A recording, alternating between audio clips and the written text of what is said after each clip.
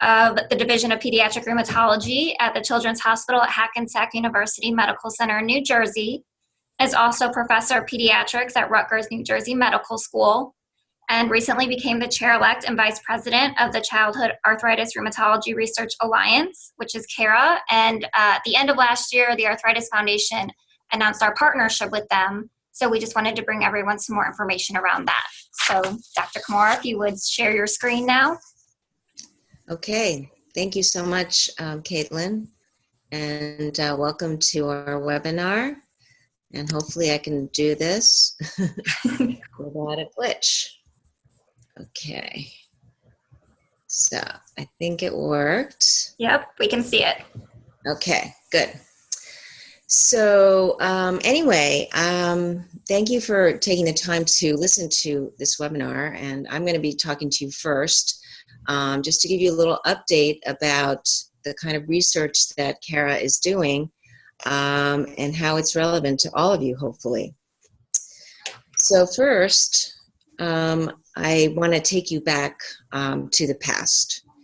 Prior to the availability of effective treatments, JIA was often a very, very difficult disease to treat, and it was a terrible disease. It's hard for us to remember, and these pictures are really kind of hard to look at.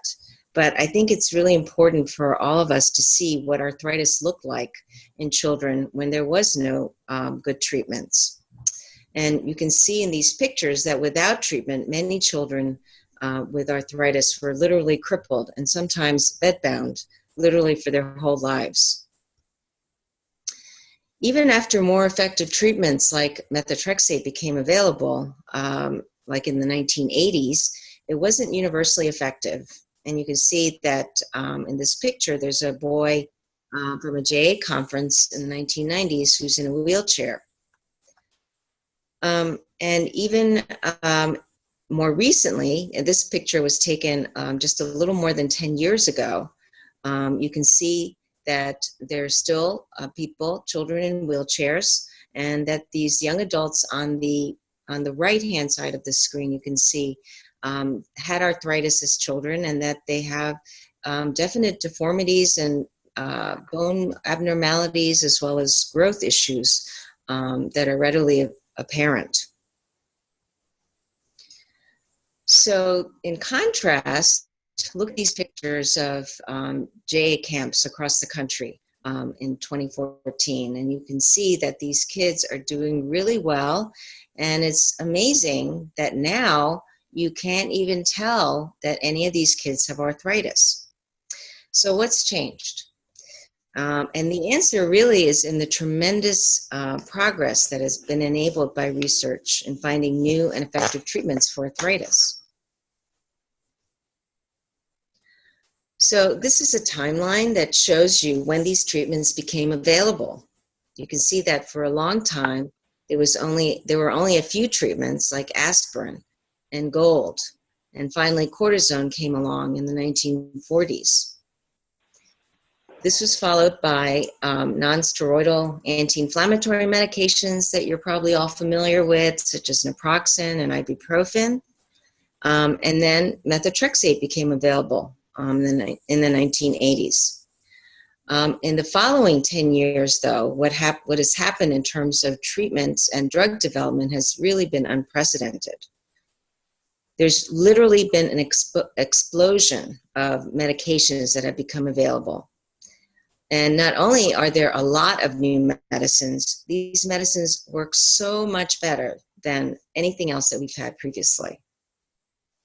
An important reason why many of these medicines are available is because of government laws like PREA that you see on the timeline between 2000 and 2020, which stands for the Pediatric Research Equality Act, that ensured that any new medicines that became available for adults are tested in research studies in children who have similar conditions, and then are made available to pediatric patients. So you can see that one of the reasons why it's so important that patients with JIA and other rheumatic diseases participate in research is that we can really know with some certainty whether these medicines are effective and safe in children as well as adults, and that these medicines are available for our children to use. Even though there have been these tremendous advances, we still need much, much more research. There is still a lot of unanswered questions, such as how safe are these medicines? These medicines are relatively new. Some are newer than others.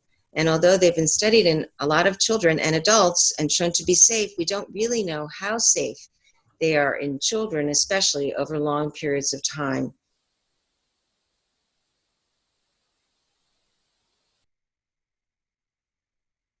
Because kids are different than adults.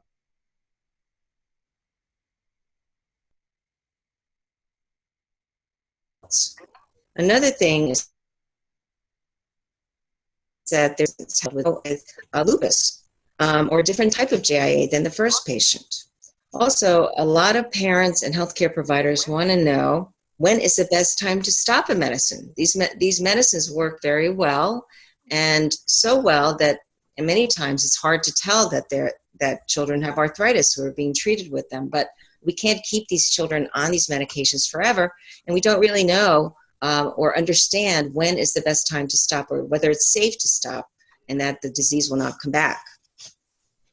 And lastly, doing research in pediatric rheumatology is really, really challenging.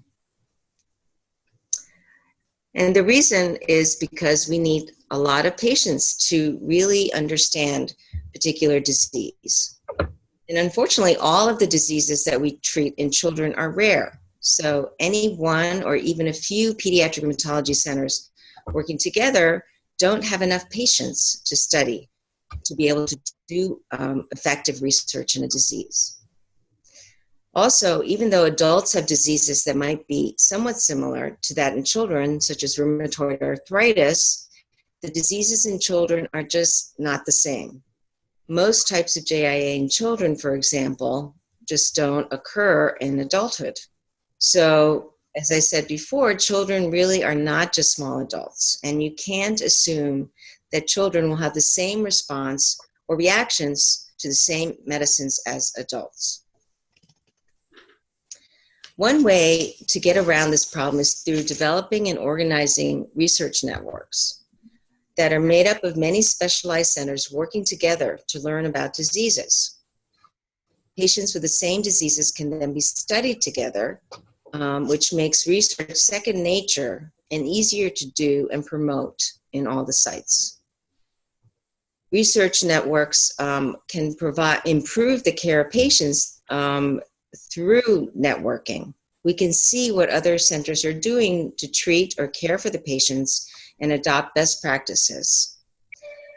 We know that also by simply standardizing the way we treat our diseases, we can make a big difference in outcomes for our patients.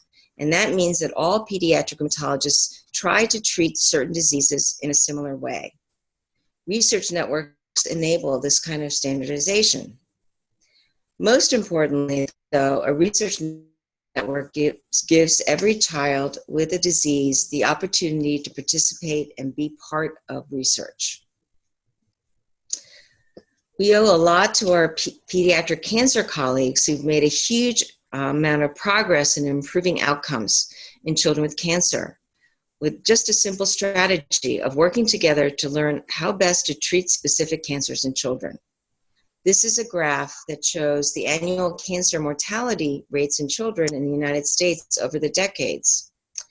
And I don't think you can see my pointer, but you can see that from the 1950s on through the 1990s and 2000s, that the mortality rate in children from cancer has dropped dramatically over the decades.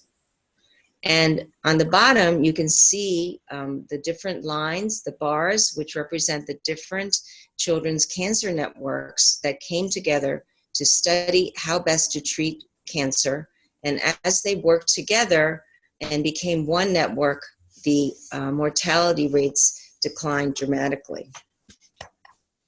So they did this by collaborating together and putting all children with cancer on research protocols, and from that, learning what is the best way to treat specific kinds of cancer.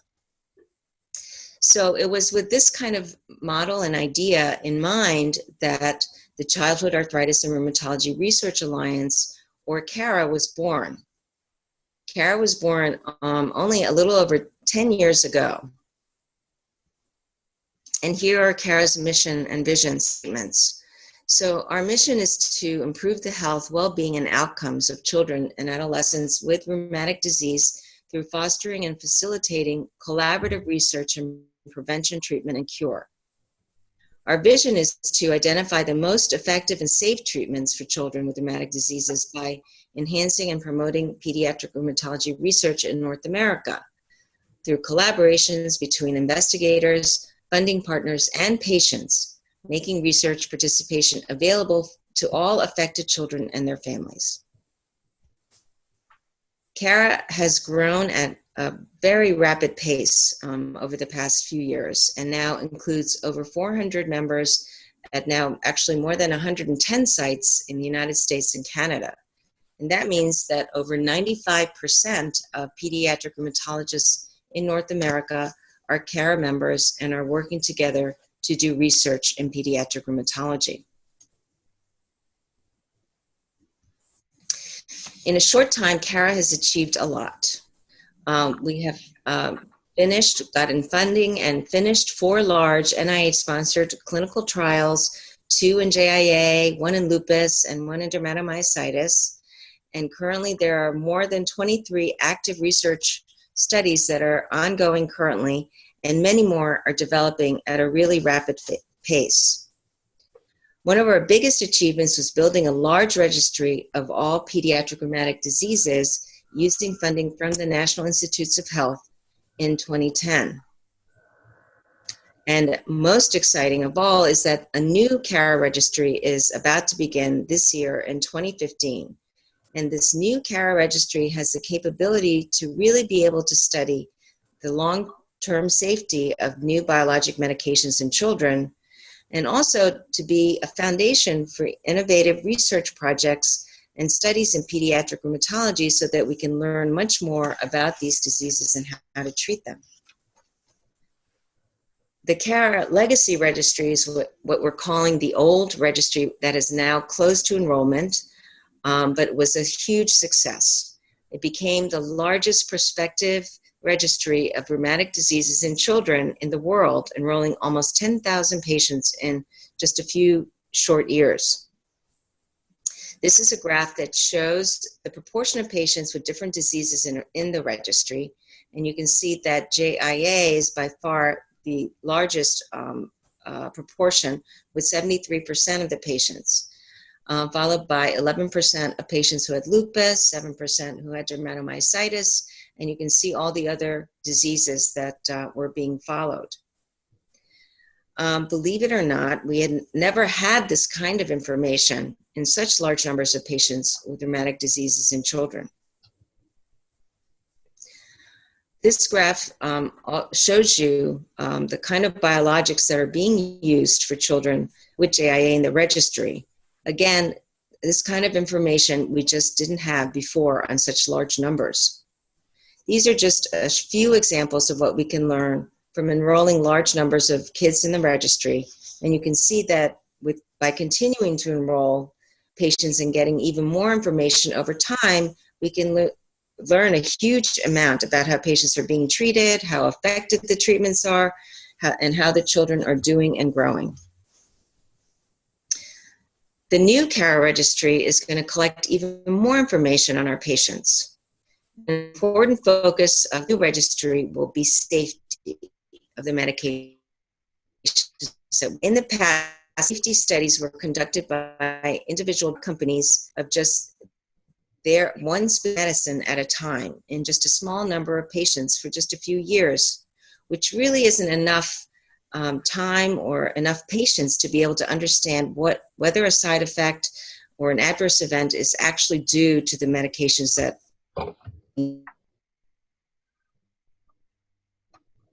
take.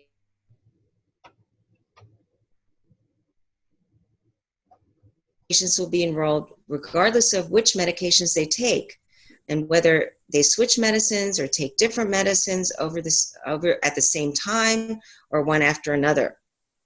And they'll be followed for at least 10 years, even if they outgrow the pediatric age group, so that we can see whether particular adverse events are actually likely to be related to using specific medications. This registry will reflect what's really happening in the real world to patients with JIA and how they're being treated, and we'll really be able to understand the safety of these medicines that are being used in kids.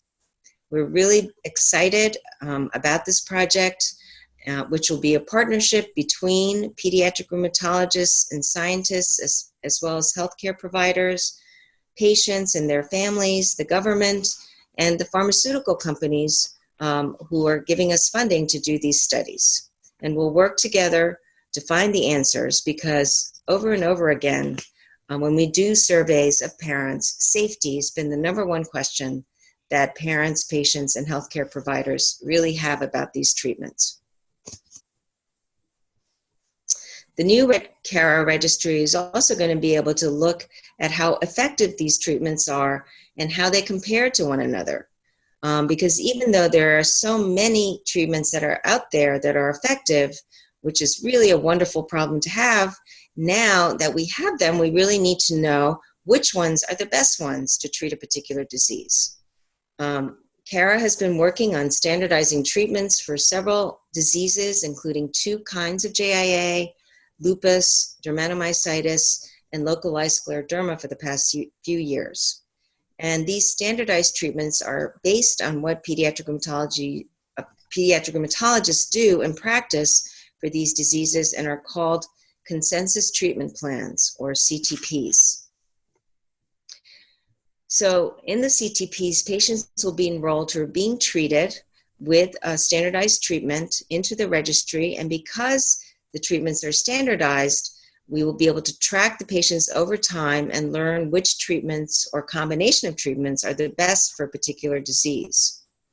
We're also going to be collecting blood and other samples like saliva from as many patients as possible in the registry, including those being treated with the CTPs, so that we can understand even more about these diseases, such as the biological mechanisms that are causing the diseases, to get closer to a cure.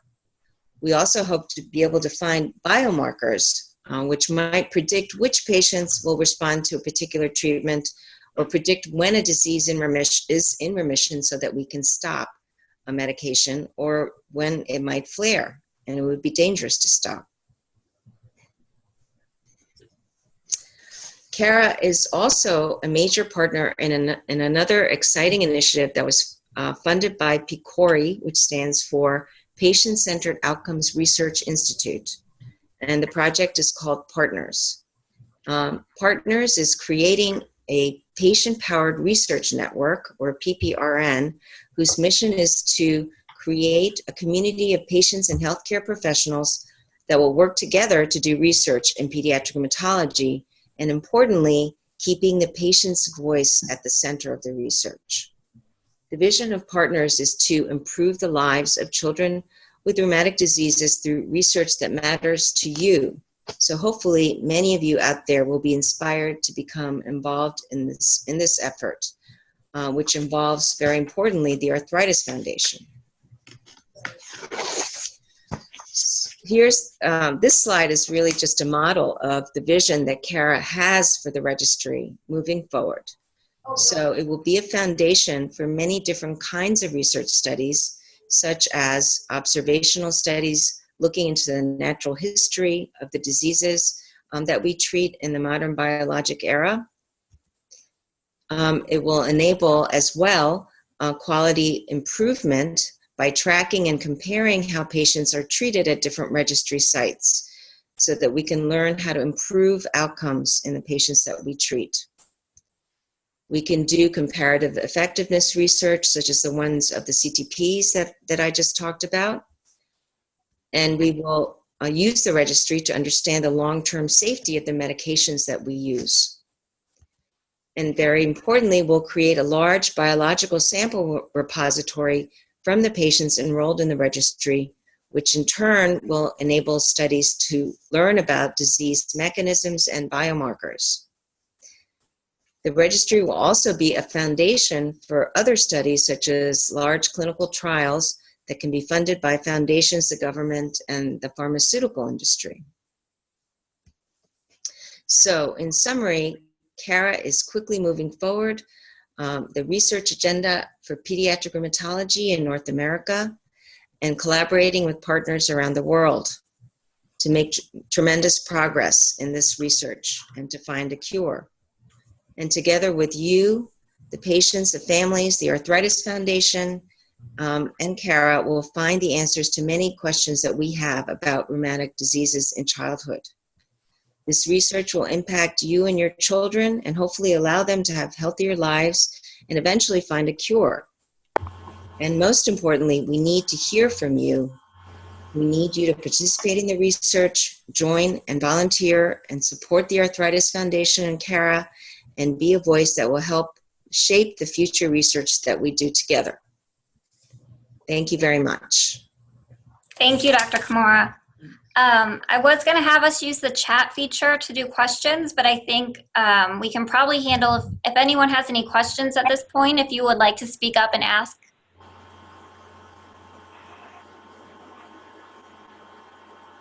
Any questions from our participants on the phone? Well, I just had someone else join. Okay, well, if we get any questions, which I'm sure some people will have some, I guess I actually have a question that may help some parents, but how would one go about getting their child registered with CARA?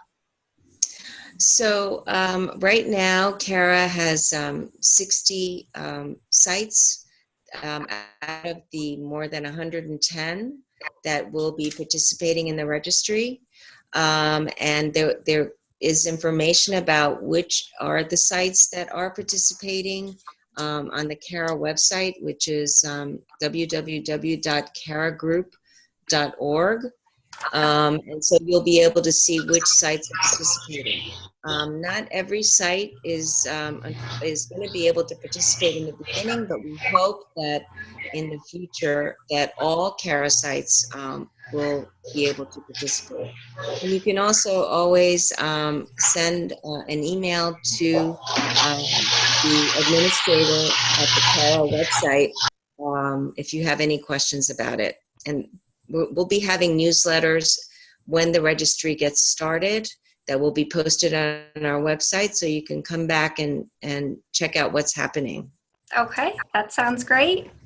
Any other questions from anyone? Okay, I think we'll go ahead and move on. Thank you, Dr. Kimura, for joining us this evening. Thank you so much for having me. Of course. Okay. Bye. So next, we are going to have Dr. Peacock talk about transition as it relates to children with JA. So among many other roles, Dr. Peacock is the Texas Children's Hospital Director of Adult Transition Medicine Program. She also started the Baylor Transition Medicine Clinic for Youth with Special Healthcare Needs and has worked with the ARC of Texas, Texas Council for Developmental Disabilities, and with the Texas Department of State Health Services on numerous healthcare issues. And tonight she's going to talk with you, like I said, about transition as it relates to children with JA. So Dr. Peacock, please go ahead. Thank you very much. I appreciate the invite tonight. So I'm going to talk about specifically and giving you a little bit of an overview about moving and having to transition pediatric healthcare into the adult healthcare system. And so we're going to just cover a little bit of a terminology so that everybody kind of understands what I'm talking about. So transition could be from hospital to home. It could be from, like I mentioned, from pediatric healthcare to adult healthcare, but it's a process. It's really not an event. It takes some different processes to do it. You're addressing multiple factors of the individual's healthcare. It could be medical, psychosocial, educational, vocational, actually. Healthcare transfer is just that point in time when you go your last visit with the pediatric physician and you're moving into the adult healthcare system and you're seeing the adult person. So transition meaning a process, meaning it could take several years, where when you're transferring care, it's just that one day. Do know quite a bit about the process of transitioning healthcare and what are some of the issues and the barriers that people face when they're moving their child's healthcare from one system to the next. And there has been studies ongoing about this now since probably the late 1980s. So we do know that it goes a lot more smoother, that people do not have hiccups in their care, do not have issues with their care, if there is a program in place, a transition program to prepare the patient and to make that change to another healthcare provider. We do know that it can be complex because of the many tasks that are associated with moving the person into the different healthcare systems. It could be fraught with issues because the person may not be developmentally ready to go. The complexities of both healthcare systems can cause issues, knowing that the pediatric healthcare system and the adult healthcare system have two different cultures. And we know that it needs to be a purposeful, planned migration so that it's done successfully. We know a little bit about young adults with childhood onset rheumatic diseases, and there's very little literature out there, but from some of the literature that is out there, we know a little bit, and that is that they're likely to have active disease at the time of transfer, so that it's not very quiescent for them, that they still have active healthcare issues going on, and that can compound the transition from the pediatric to the adult healthcare system. We know that disease flares are common during the transfer period, and sometimes we think it's related to not having enough information about what needs to get done between those the transition period. We know that if it's not done correctly, that there's delays to the first adult rheumatology appointment, and it's a delay that on the average can be 9 months. And there's some attitude and philosophy that you should actually continue to see your pediatric adult healthcare provider while you're establishing with the adult person. And so that by the time you get established with an adult rheumatologist, you can actually go back to the pediatric rheumatologist and say, okay, now we're ready. We found our person that we want to see, and we can let go of your practice. We also know that young adults with childhood onset rheumatic diseases actually have increased unemployment versus their typical counterparts during this transition period, this transition phase. And it could be related to a lot of things. It could be active diseases, disease flares. We're really not sure how to, it's probably multifactorial. So we know that if they do get a suboptimal transition planning, we know that we see an increased admission of young adults to pediatric hospitals. There's lots of factors that are contributed to this, but if the young adult is not prepared, does not know how to take care of their illness, their disease, then they're going to end up bouncing back into the pediatric hospitals. And surveys of young adults with different types of rheumatic diseases, we have found out that most of them don't have a transition plan or don't do a discussion with their pediatric provider about all the aspects of transitioning their care. And this, again, can be fraught with issues that can cause problems in the adult healthcare system. So how do you get them ready? There's a lot of literature out there that and different healthcare entities and agencies say that they should be starting to transition at 18. Some say that it should be completed by then. Other pediatric healthcare systems will hold on until 21. Sometimes it's dictated by the insurance. Sometimes the insurance will change, and so that will dictate changing healthcare systems. We try not to make it determined by chronological age, but rather by, that they're prepared and they're ready to come over into the adult healthcare system. They're not in acute situation. They don't have active disease issues that are not being addressed in the pediatric healthcare system. It's not a good idea that if you're not ready, you shouldn't transition.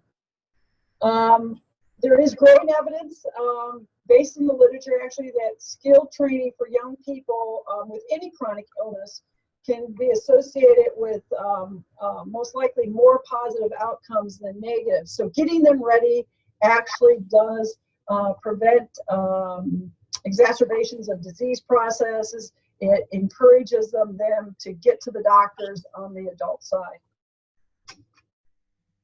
So what do we mean by getting them ready? I always like to show this picture of a young man driving a car because we know that when we allow young adults or teenagers to drive cars, that we go through a process of having them learn how to drive that car, taking a test, having other people drive with them to make sure that they're safe.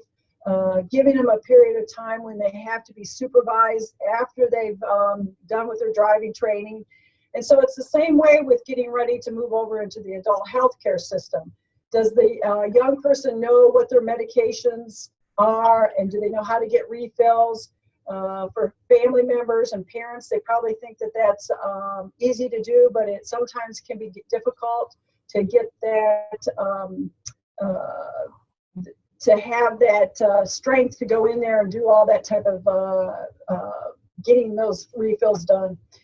Can they make a doctor's appointment? Can they just call up and ask and negotiate with the person on the other end of the line? This is when I have to be seen. These are the best times. Can they explain what their disease process is? I have a good friend of mine that says the earlier they got the disease, the worse they are at explaining the process. And if it's a young person that was diagnosed early in life, sometimes the parents know everything about the disease, and the child has given that responsibility to the parents and really has never taken that responsibility on to know exactly what's going on with their body and how it affects their body, and how can they explain that to the adult healthcare provider. And what happens in an emergency?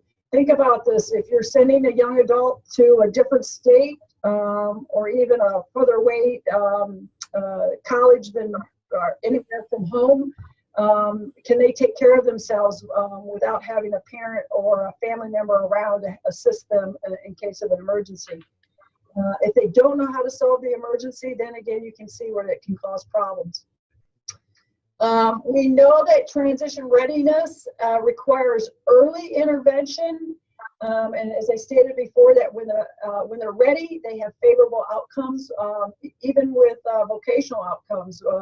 If they can get ready and they know what's going on and they can feel comfortable with transitioning those healthcare services, then they're ready also to do other things such as advanced training, college, secondary school, going out and deciding what they want to do in life.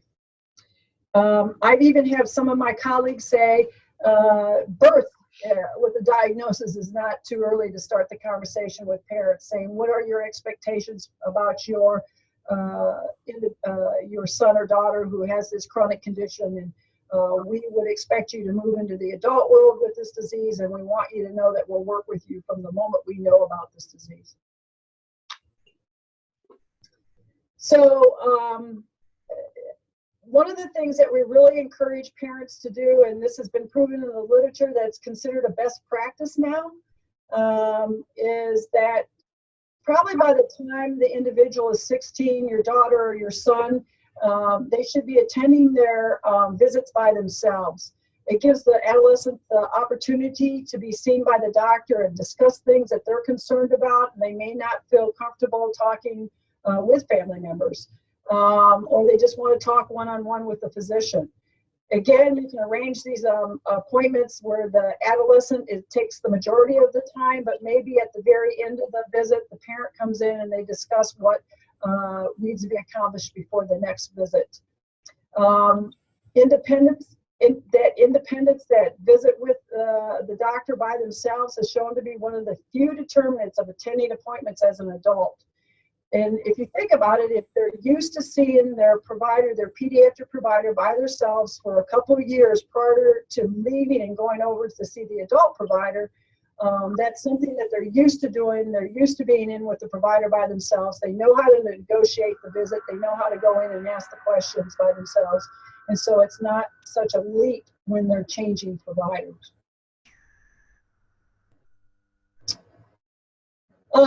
The other thing besides parents encouraging the visit by themselves with their pediatric provider, and when we do talk about seeing pediatric providers by themselves, we're not only talking about the pediatrician, but we're also talking about the pediatric rheumatologist or any other of the other disciplines. So that again, the family member, it will be stressful at the beginning, but I think that if you realize at the very end when you can talk about, you can sum up the visit and talk with the provider, with your daughter or son, you can see that it's probably going to be helpful. But the other thing that we know is that there has to be optimistic messaging. So even during adolescence, at a time of flare, when they may get frustrated, they may become depressed about their disease process. They don't see, they see this being the rest of their life, that they're going to have to battle this chronic condition, is to really have them start planning for their future, talking about what are you going to do when you leave school. You have this chronic condition, but that doesn't mean that it's going to dictate your life. And let's really dream and let's really aspire to what you think that you want to be. Let's figure out ways around if you have tough days with the disease process. And that's really good for providers to talk with the young person as much as parents, but you really, really have to put that message in that, yes, you have this chronic condition, but that doesn't define you. It only has to be part of the equation when you're thinking about what you're going to do as you age out of your school system. We also know that suboptimal transition planning is associated with an increased admission for young adults to pediatric hospitals. We, in my profession, I take care of young adults with chronic childhood conditions, and it's we get a lot of our referrals actually when they bounce back to the pediatric hospital.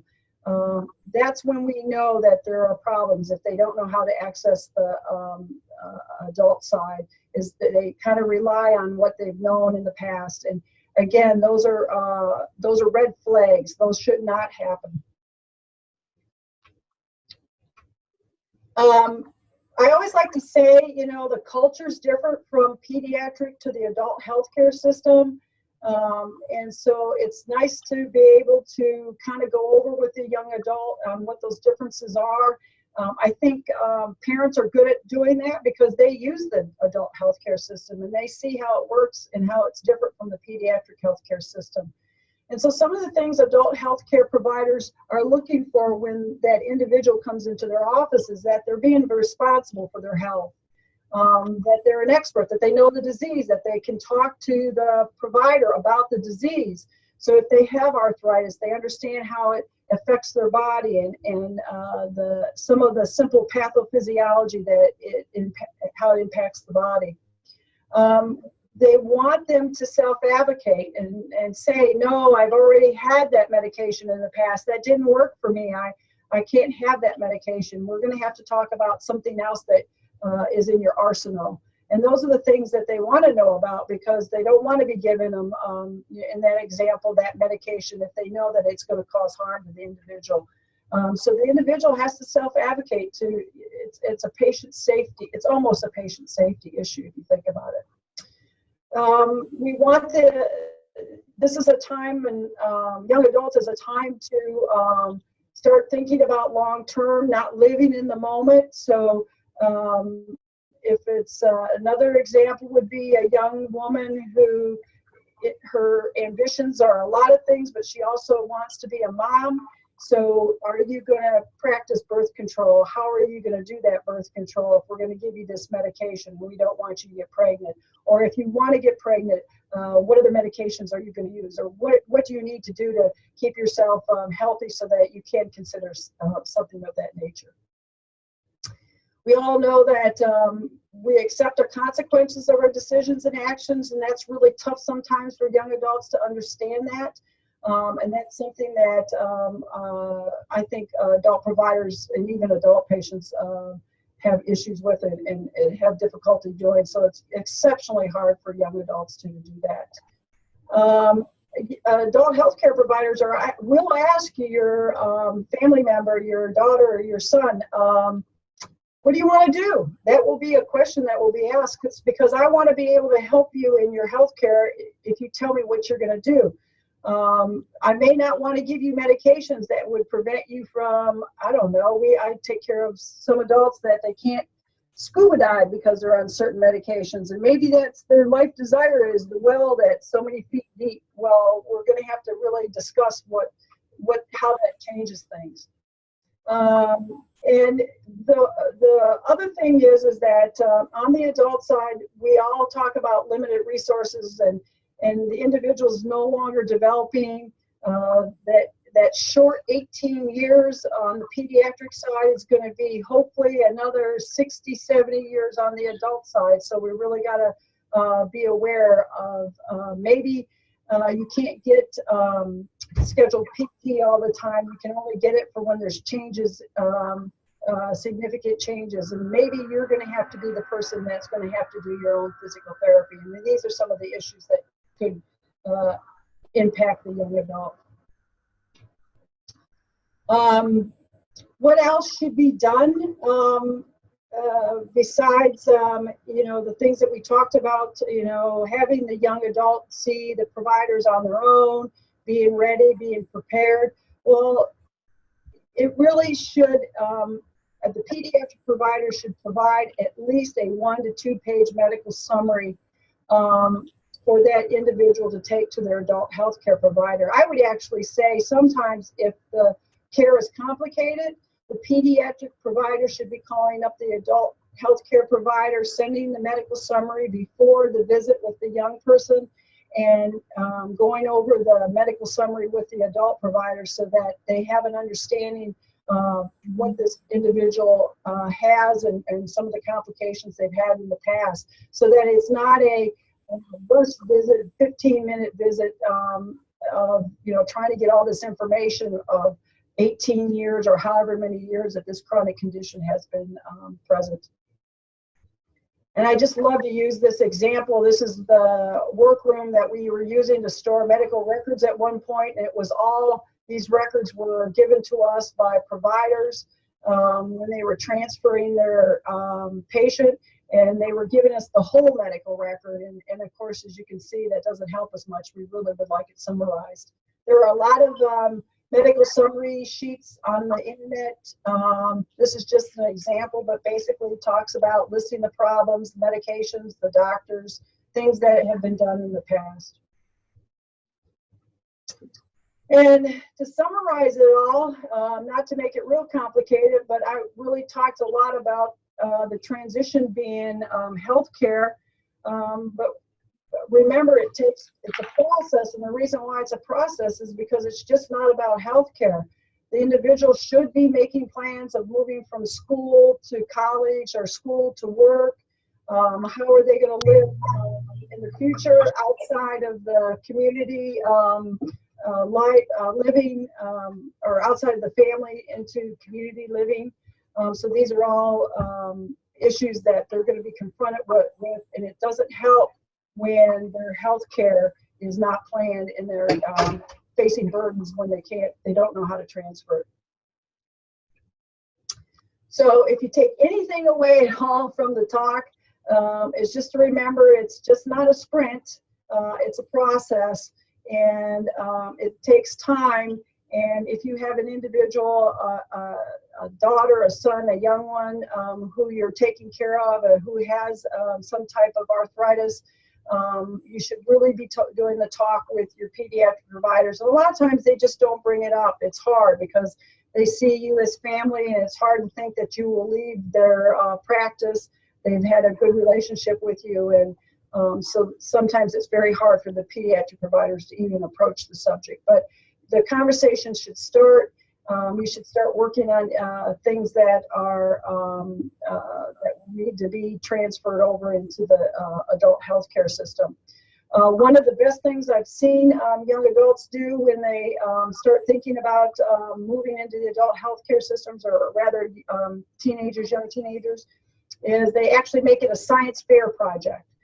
They discuss the disease, how it impacts them, how it works, what kind of medications are out there. So they really research it and present it. Sometimes they present it even to their classmates, or they become, they get involved in teen support groups, those kinds of things, and they can talk about the disease, so they get to know the disease. And that is all I have, folks. I hope that was helpful.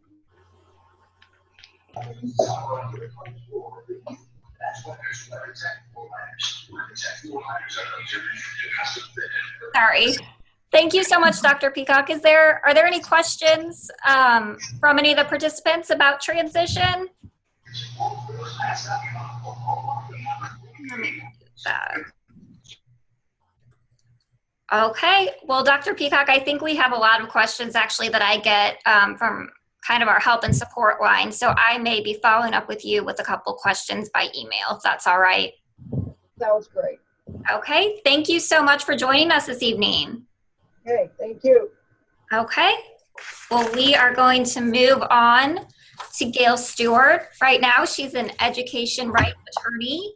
And for the last 15 years, she has represented students with disabilities to ensure that they receive public education free from discrimination. She's worked with parents and students preschool through high school, and has worked all across New Mexico, I think in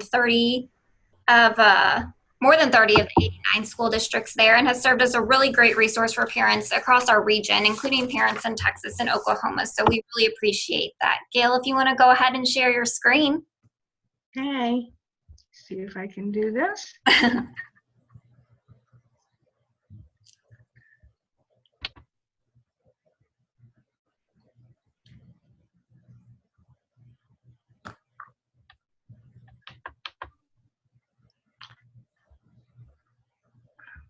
Perfect. Okay, I am going to need to back this up. Let me just see here. Okay.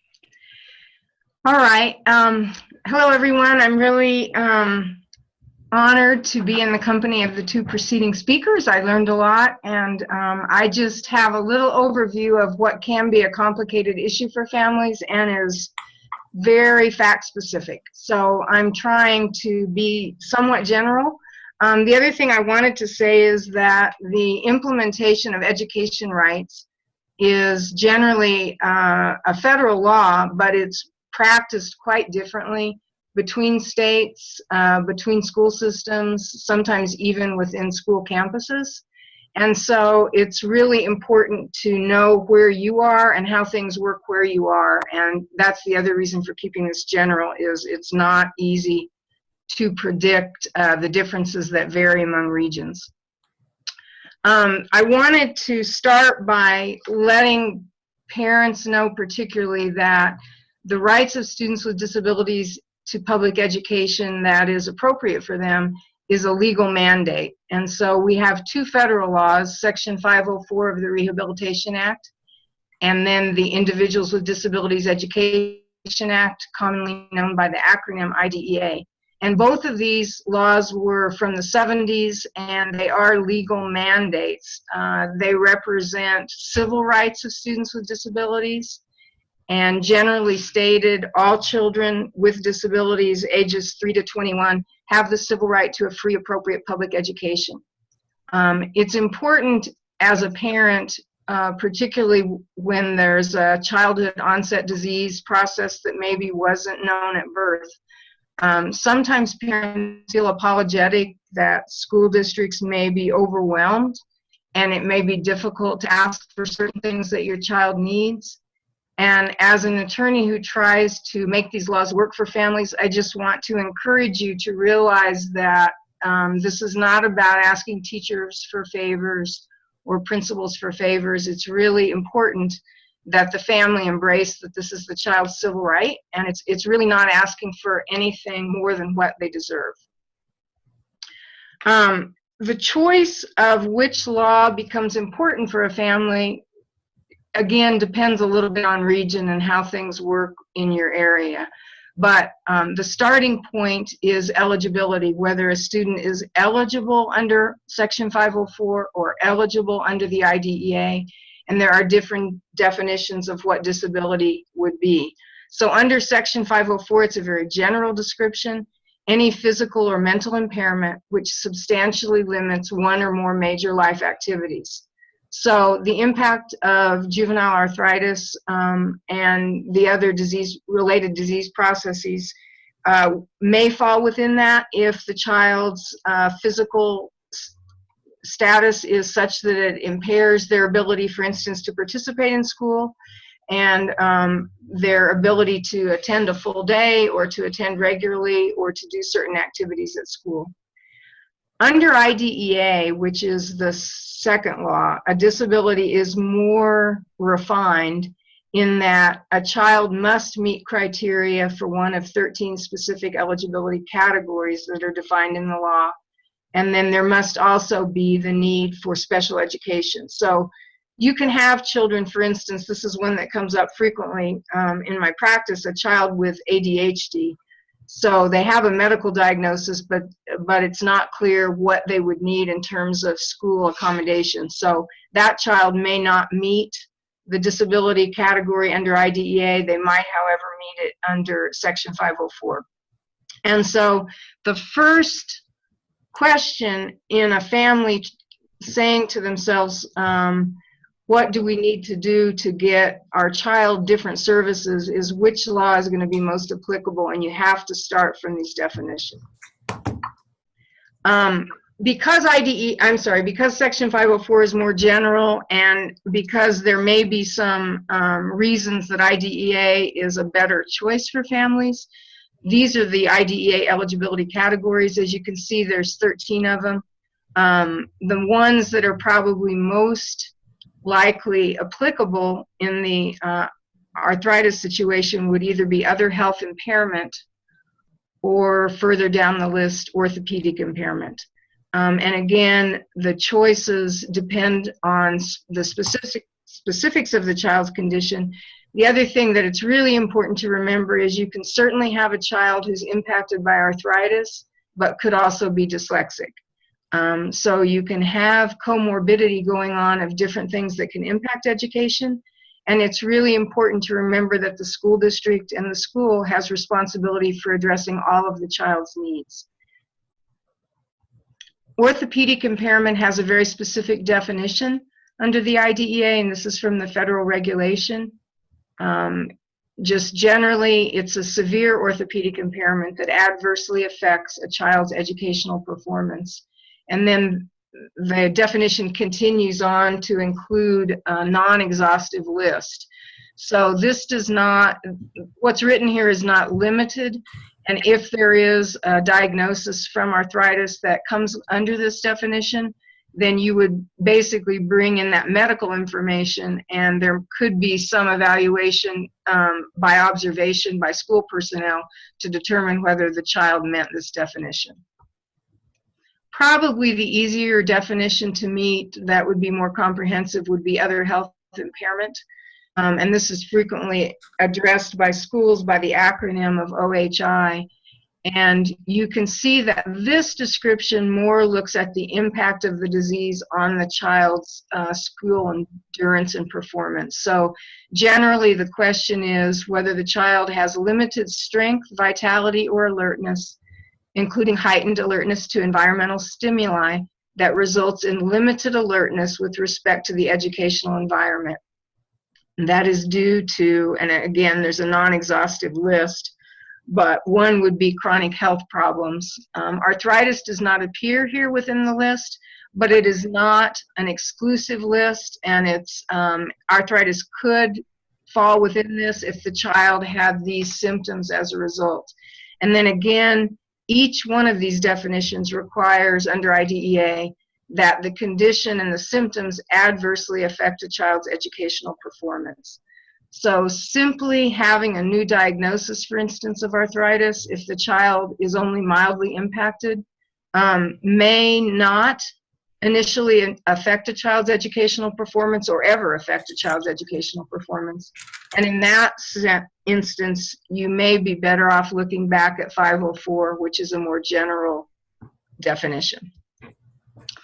The reason that I tended to spend more or put more emphasis on the IDEA is because Section 504, while it has a good purpose, which is to eliminate discrimination on the basis of disability, is difficult in many respects. And these are the three that are the main ones. It is unfunded, unscripted, and largely unenforced across the country.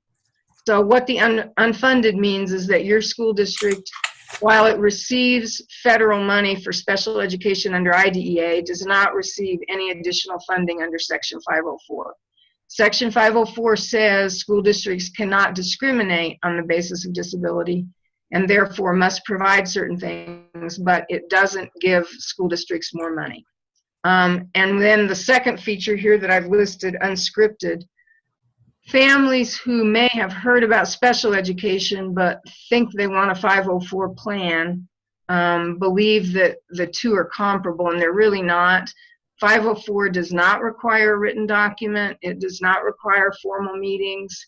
It can be undertaken by school personnel without even any participation by families. And that's what I mean when I say it's unscripted. It's largely ad hoc. And if it works, that's great. If you have a great relationship with people on the school, at the school site, and it's a relatively informal and fluid thing that you can let your child's needs be known and they do them, that's great. But then you come to the third element, which is it's difficult to enforce. Unlike the IDEA, which has a lot of procedure, 504 does not have a lot of procedure. And it also does not have any attorney's fees attached. So families that wish to use the administrative process to argue with the schools about a 504 plan would have to be funding legal help through their own pocket, which can get very expensive. So IDEA is the special education law, the Individuals with Disabilities Education Act. And as I've already indicated, school districts do receive additional funding. In addition, states provide school districts additional funding for the particular purpose of meeting the needs of children with disabilities. This is a highly regulated, very scripted law.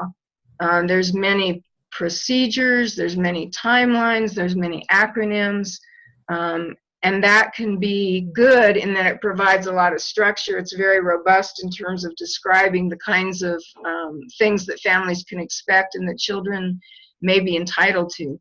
But it can be overwhelming when you're beginning that process, and it takes some acclimation for families to feel comfortable attending the IEP meeting, which is supposed to happen annually, which is supposed to describe in a very long and complicated document how the school district will meet the child's needs as a result of the disabling condition. There are procedures for enforcement under IDEA, which is an administrative process that an attorney can represent a family on. And typically that's only used when there is real difficulty achieving the child's needs at the school site. It does have the advantage of attorney's fees in the sense that if a family has to fight a school district about enforcement and is successful through an administrative trial, the school district may be required to pay the family's attorney's fees. So it is typically the vehicle that families use when things are not working very well. And again, 504 has the same sort of goals in mind. It's just very, very loose. And unless you have a school setting that is really, really willing to meet you halfway, it's sometimes better to be thinking about IDEA and whether the child would qualify under the IDEA. And again, I will say this varies a lot from school district to school district. The most important thing to remember about these laws is you can understand them backwards and forwards, but basically they are only tools. They only provide tools for families to address the child's needs at school. And those tools are worth a lot more if families are able to have a dialogue with school district that's based on accurate information about the child's needs. It's really important to recognize that families are the experts when it comes to the impact of the child's arthritis on their day-to-day activities. School districts really are not the experts. What schools do provide, though, is, and should provide to the family, is a description of what kind of tasks are expected of the child at school. There's a wasted effort when families and school districts have meetings where they fill out abstract forms without really talking about what's expected during the school day. School personnel may have inaccurate information and inaccurate bias or expectations about the child's needs or strengths, and the family may have inaccurate information or misunderstanding about what would be expected of the child during the school day. So I encourage people engaged in this process to be very specific, to come to an IDEA, IEP meeting with specific questions about what the school day looks like, what are the writing requirements if the child would tire from writing, what are the outside requirements if the child has difficulty with mobility. Really pin things down in terms of what's expected as the child goes through school, and then also to, of course, be prepared to describe how the child's condition may wax and wane. I know I've heard from families that some school personnel will assume that because the child had a good couple of weeks this month, that means everything's fine, and the expectation is that will just continue, whereas in fact things may go back and forth. And that's a hard concept for school personnel sometimes to pick up on their own, and families need to be very direct in describing what to expect. And also it's extremely important that families be allowed to tell school people not to make accommodations for students that are unnecessary. It's a fine line to ensure that you give the child every educational opportunity and also the supports that they need to take advantage of that. So if these laws are used well by school personnel with knowledgeable parents, then what we're looking for, what the federal laws hope to accomplish, is that the barriers presented by disability are eliminated, and that students receive accommodations, modifications, and specialized instruction which really match their need, even if that varies from year to year or even month to month. And that the whole purpose of this is to ensure that children with disabilities have full access to education, that they are not excluded on the basis of their disability, either from the school day or from a particular lesson or from a particular learning environment. And so it's important, very important, to focus on the practical and just look at these laws as your tools, because you as the parents are really the persons with the knowledge about what your child needs. That's all I had. Okay, great. Thank you so much, Gail. And I'm going to unmute everyone and see if anyone has any specific questions for Gail. Anyone have any specific questions?